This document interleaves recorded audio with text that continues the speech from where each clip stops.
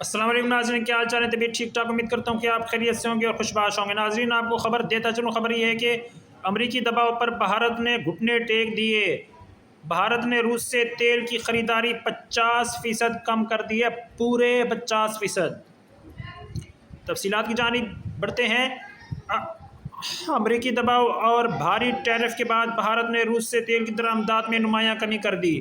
White house حکام کے مطابق بھارت نے روسی تیل کی خریداری میں 50% کمی کی ہے، جس کا مقصد امریکی اقتصادی دباؤ اور تجارتی اثرات کو کم کرنا ہے۔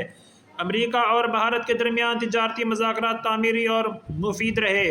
مذاکرات کے نتیجے میں بھارتی ریفائنریوں نے روس سے تیل کی درآمدات میں پہلے ہی سے 50% کمی کر دی ہے۔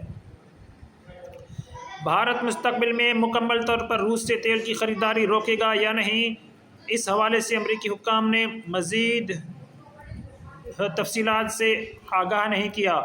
تاہم برطانوی میڈیا نے ذرائع کے حوالے سے بتایا کہ بھارتی ریفائنریاں روسی تیل پر انحصار ختم کرنے کی تیاری کر رہی ہیں اور خریداری میں مرحلہ وار کمی دسمبر سے ممکن ہے۔